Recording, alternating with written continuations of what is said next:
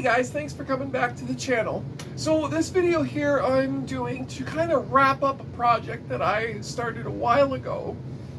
As you guys may have seen, especially the regular viewers, the past couple of videos have been me kind of quote-unquote restoring some Lionels.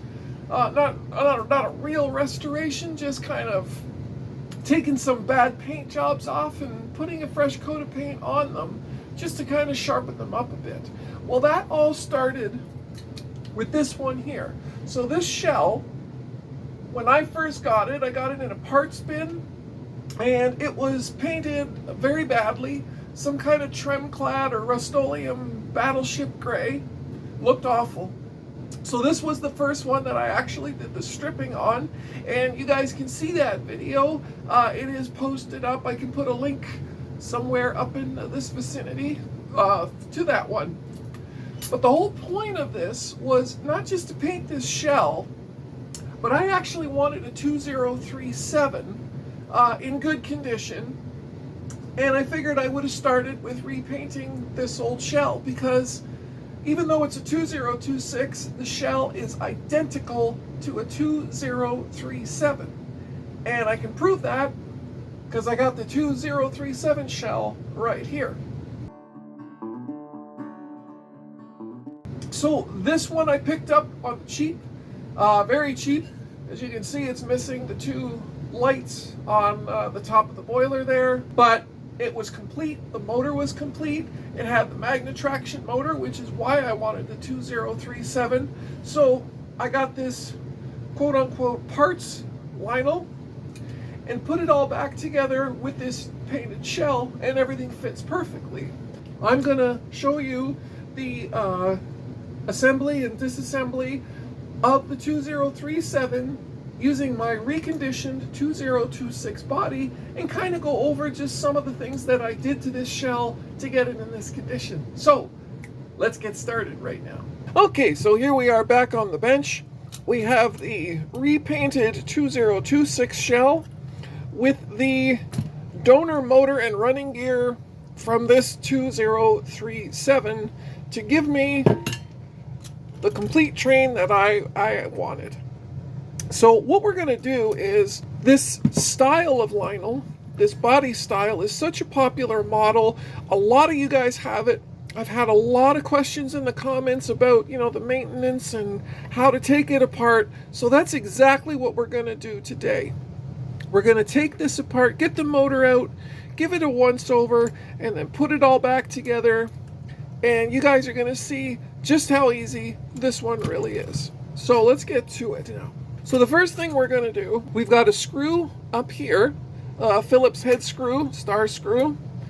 There's two here holding the front truck, and then what's holding the back is this body pin. Now this is the one that can cause some problems, because there's only one way to get it out, and that's to knock it out. Some of the earlier, I think it's the 1655 or something like that, some of the Scouts even, they're threaded in, so you can just back them out with a screwdriver, but not this one. It's a pin that goes right through the body. I don't know if you can see it. It's got a knurled edge on this side, so it's best to push it out what this is closest to, so we're going to knock it out this way. So pin, two screws, screw in the top, and that is going to get our motor out. So let's get started with that right now. And again, the 2018, 2026, and a ton of other locomotives are the exact same configuration as this one. So this is going to cover a lot of different trains in a lot of people's collections. And I'll put a list of all of the, I guess, cab numbers or road numbers, whatever you want to call them, that this will all apply to. Keep all our screws in order here. Now to the body pin. So as I said, there's a knurled side and there's a smooth side. It's smart to push it out to the closest side that has this knurled, just because it's just going to be a couple knocks and the thing's just going to slide out. So I'm going to put down a towel, something soft for this to rest on. And we are going to knock that pin out. So I'm just going to use a center punch and give it a whack. It's not going to take too much to get it out. As you can see, it's already coming. Let's get a little thinner one. And just push it the rest of the way out by hand. And then you can pull it. And that's it. That's the body pin. So the two screws, Phillips from the top and the body pin. You can take these rear trucks off. That'll help. There we go. We got the body pin out, the screws. The rear truck has two pieces.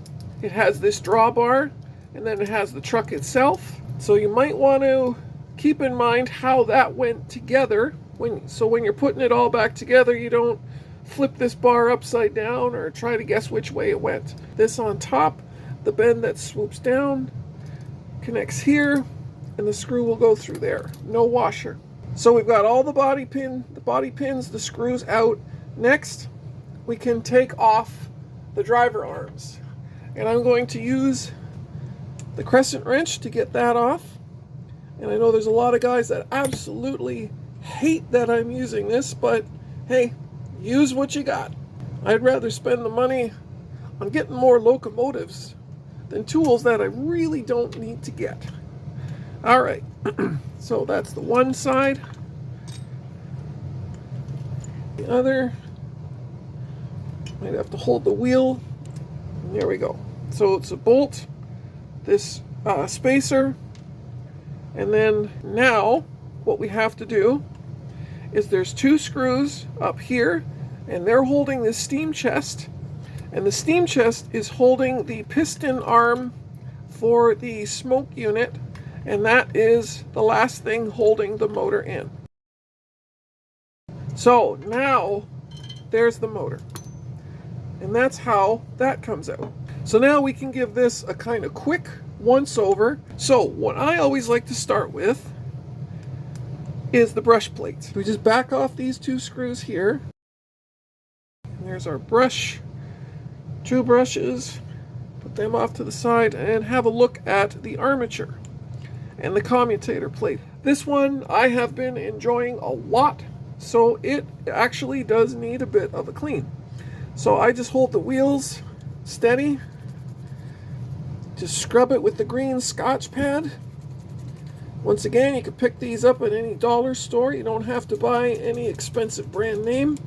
I just get the green ones because they're the right grit that isn't going to damage these plates, but it will take the carbon off beautifully. And if you have some compressed air, maybe in a little air gun, or if you have a can of the keyboard pressurized air cleaner, you can just shoot that in there to get all of the debris out of it. Or you can just blow on it. Does the same thing. Okay, so that is looking nice and coppery. I'm very happy with that. And I can get my little toothpick tool. So here we are, got the tool. Normally for cleaning your teeth. Around here for cleaning out these little slots on the commutator. And that is pretty much good to go. So what I am going to do is I'm just going to kind of wipe up the excess dirt and oil around here. Perfect. Looks like we've picked up some dog hair. Get rid of that. And I am going to drop some oil on this little washer that is on the shaft. It's right here, this piece here. It does come up. It's not too easy. It's a pretty tight fit on there. Be careful if you're trying to lift it up that you don't damage it. Just bring it up a little bit and you're good to go there. And actually, while I got that off, I see some built up gunk around the bottom of the shaft. clean that out.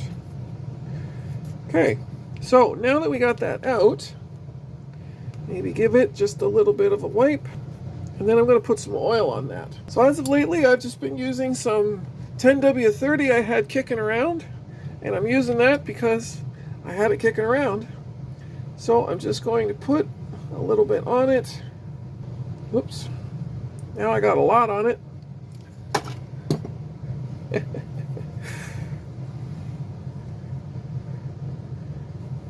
Way too much. Perfect, as Vice Grip Garage says.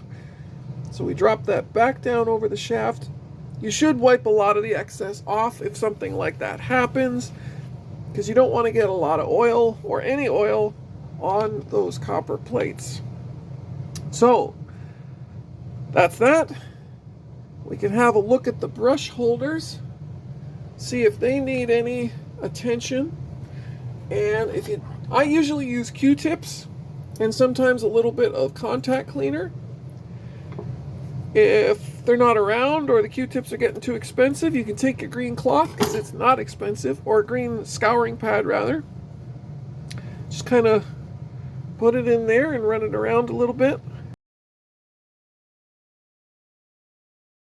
And that's done. So we can put our brushes back in. Actually, you can maybe give the end of the brushes a bit of a wipe. Get the oil off my fingers. If the ends look a little bit gunked up or too much carbon, you can give them a wipe. And then put them back into the holder. Notch side facing the spring. And you can adjust it once the plate is back on.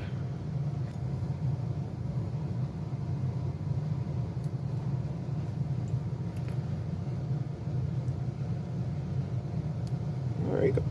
And you can feel the brush plate kind of snap into place. Obviously line up the two screw holes, but there's a couple of notches where these little indents are, and they will help settle the brush plate back down in. So once that's in position, just put the whole thing back together. Where's my other slot screwdriver? Still being careful not to over tighten any of this stuff, especially since this is an aluminum chassis. You don't want to strip the threads. And the reason this is aluminum is because the 2037 is magnet traction. So it has the magnets in here, which means it needs the aluminum frame so the wheels don't stick to the frame. We've got that done. I'm just going to get my little slot screwdriver, give the brushes a twist so that the spring sets back down into the notch. This side is done. Flip it over to the other side. We'll take off the bearing plate. Try to do this so my hand's not blocking the camera. And on these particular models, 2037, 2026, 2018, and all of its other variations, it's very important to keep this part lubricated, because this causes a lot of the that zipper sound that some of you guys may be hearing. And when this thing's running down the track, it's jerking like this. It's because this is dry and the lubrication in here is all dry. So I very often now will take these apart, oil them up, or as in this case, keep a spare bathed in oil and just swap it out. In fact, we can do that right now. This one's been marinating in this oil for, oh, I don't know, probably a month at least. So I just wipe off the excess. It doesn't need to be wiped dry. And I will put that back on once I clean up some of the old grease. And I mean, it's not too bad. Again, I didn't do this, or it wasn't too long ago that I put new lubricant on here. So it's still fairly clean. This is just regular wheel bearing grease. Again, it's what I got. So I just hit that with some there. Hit the rest of these wheels with a little bit. I don't need to cake it on, but you can put on as much as you feel comfortable with. That's about as much as I feel comfortable with. Then you just drop the bearing plate back on. Again, line up the screw holes, and as you can see, there's two pins, or two raised parts, things coming off of the frame, and they sit in these notches on either side of the bearing plate, and that all helps line it up. So just drop the screws back in, tighten this back down, and that's our motor. Get some of that grease moving around, give the wheels a spin, make sure they're spinning free, and they are. If you want to, you can hit the axle and the bushings for the axle with a little bit of grease. They're kind of accessible. This one's not so much, but from either end you can definitely hit some in there. Again, I've got plenty. I'm not going to worry about that.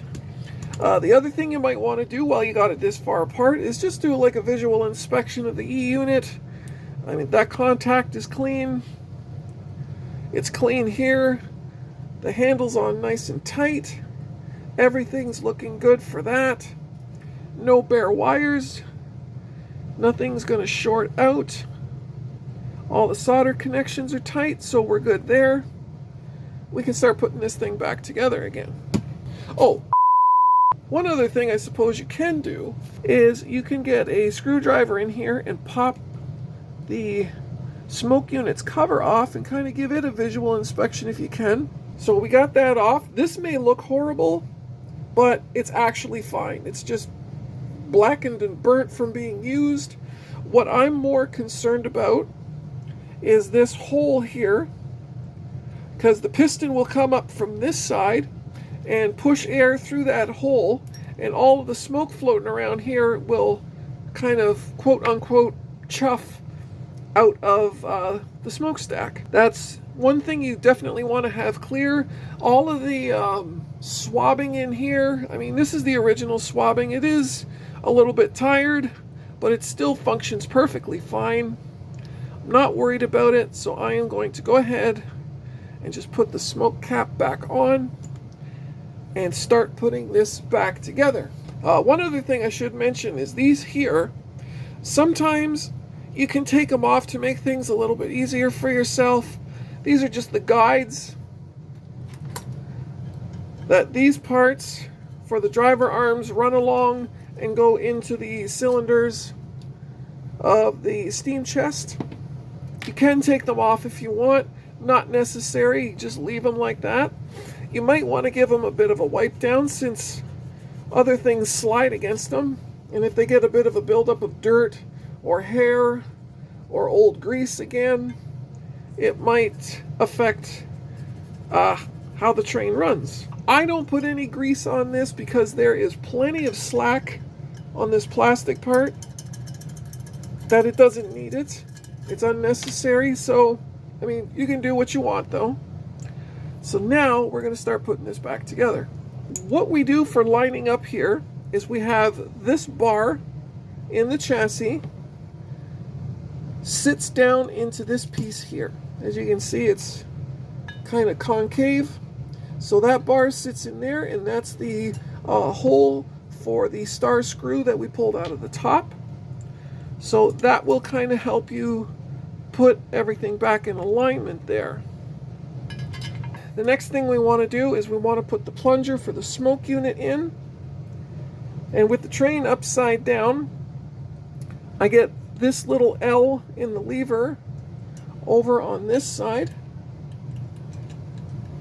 Just drop that in. And as you can see in the cast of the body, there's these two notches here. One there and one there. And that is where the arm of the piston pivot thing pivots. Okay, you can see that. So we set that up. We do want this L to be on this side of this slider. So that's all good. And the steam chest has the two rectangular slots here where these insert into. We want to get this set up.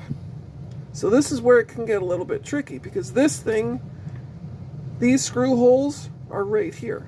With all that lined up, making sure that our piston for the smoke unit stayed in place, which it did, which is great. We've got our light in place, and it is not being pinched or in the way of the smoke piston. So we can go ahead and we can bolt down the steam chest. So once again, the steam chest was these long slot screws. So I'm just going to get one side started and then put in the other side. And it lines up fairly well, thankfully. Not a whole lot of playing around with it. Where'd the other one go? Found it. It was in the magnetic tray right where I wanted it to be.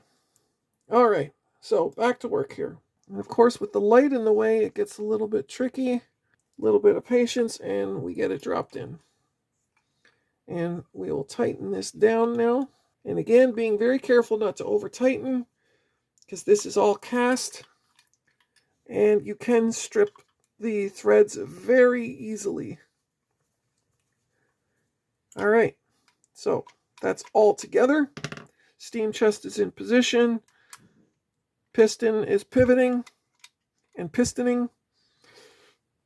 So we can now, let's put the front trucks on. So they hook around this tab here, and there's this little tab bit here. Kind of fits over that whole thing to countersunk flathead screws.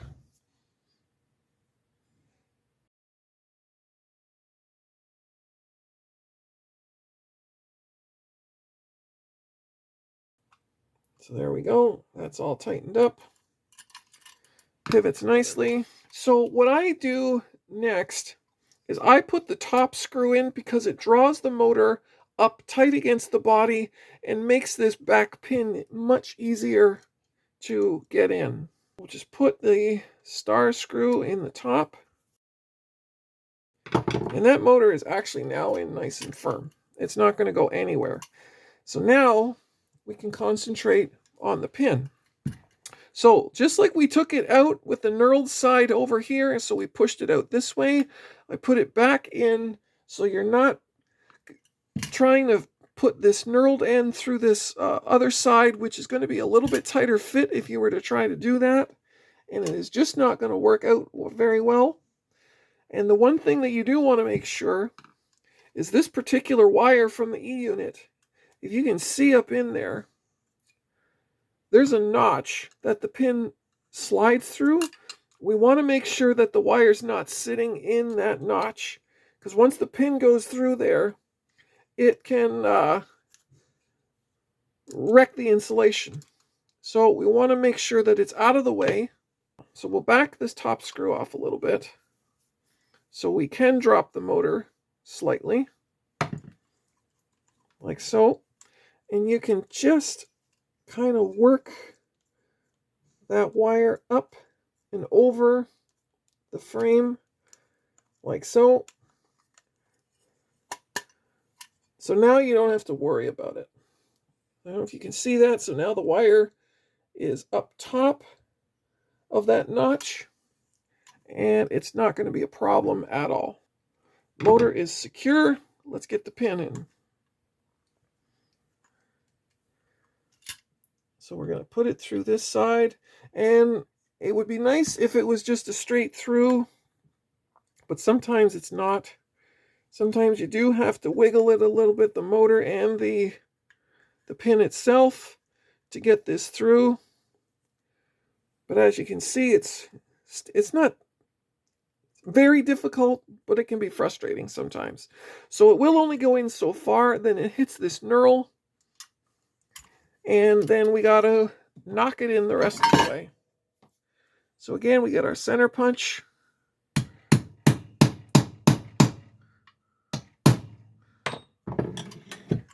And if it's going in a little bit harder than you think, just Make sure there's nothing in the way there.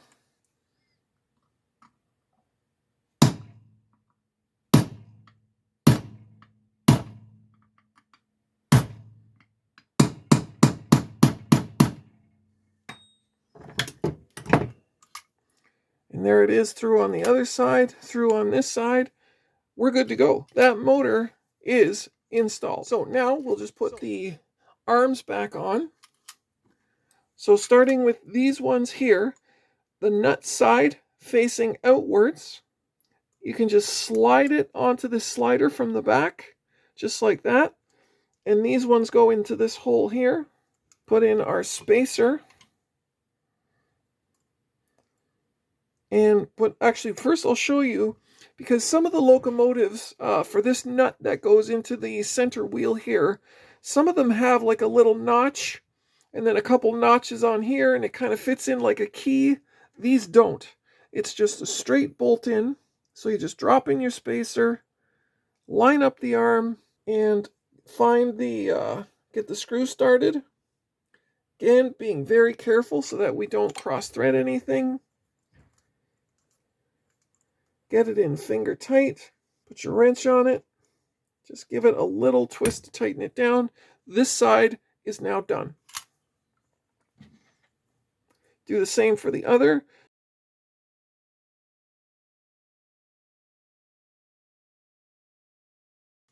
And we're good to go there.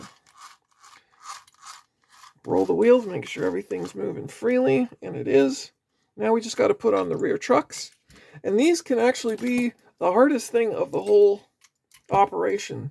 Trying to keep this thing together while you're finagling it into place. Oh, and actually, there is a lot of dirt on this rear wheel. I'm going to get my flathead screwdriver. I'm just going to kind of scrape all of this built up, whatever this is, off of this wheel. And again, it's good to keep these wheels clean because this is all part of the grounding for the locomotive. Getting all of this stuff off just ensures that it's going to have a good ground and that everything works. I had a problem for the longest time with my 681 turbine because I hadn't realized the wheels had gotten so gunked up, it actually did affect the grounding, and the headlight was acting wonky. And probably some other things too, but I didn't notice it quite as much, except for the headlight. Once I cleaned off the other wheels so that it could ground itself to the track properly, it was good to go, and it still is. Let's flip this over on its back again and put this all together. So, looking at the truck this way, the drawbar will go in like this. Close up at the end there.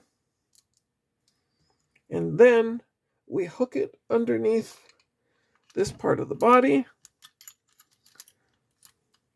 And this here is the screw hole we are going for. Right there. So get all that as lined up as best you can. And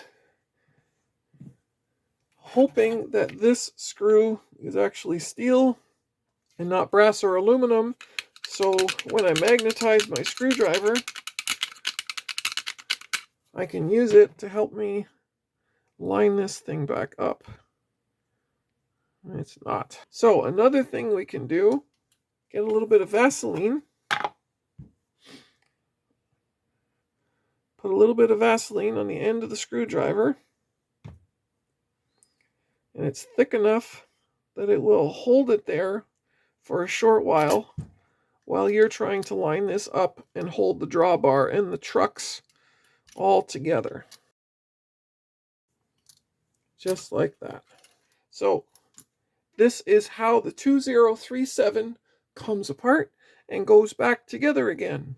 So as I mentioned earlier, I can go over some of the stuff that I did to this shell to get it in this condition and kind of spruce it up a little bit. As I said, this started off life as a 2026 that was repainted horribly with some battleship gray trim clad.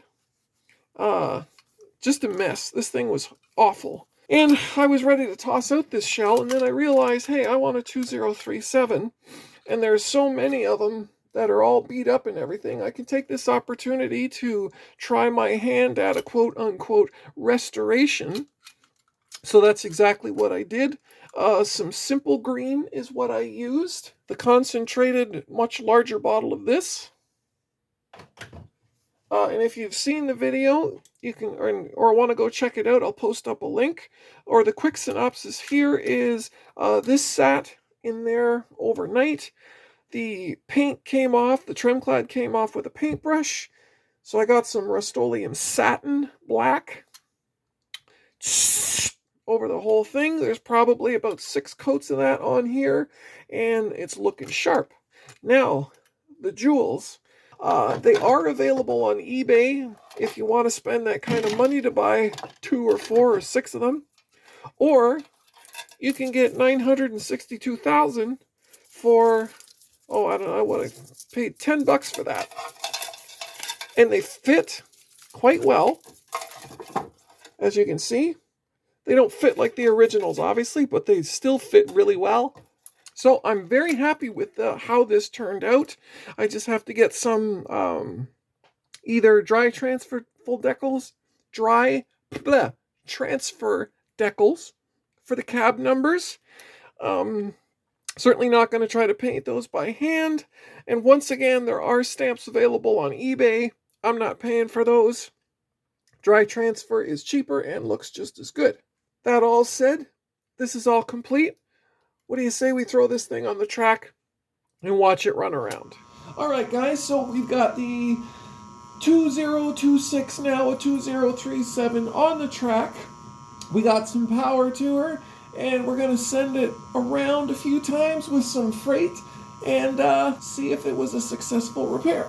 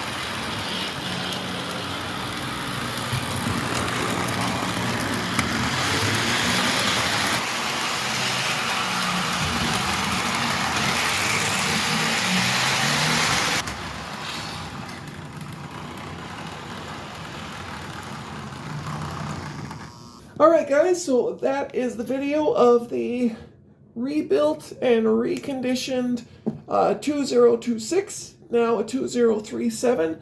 Thank you guys very much for watching and sticking around for the whole video. I really appreciate it.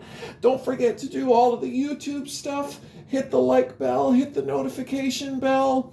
If you haven't subscribed, please subscribe. I'd really appreciate it. And for those of you that are subscribers, thank you so much for your support. And I guess we'll see y'all on the next video. All right, ciao for now.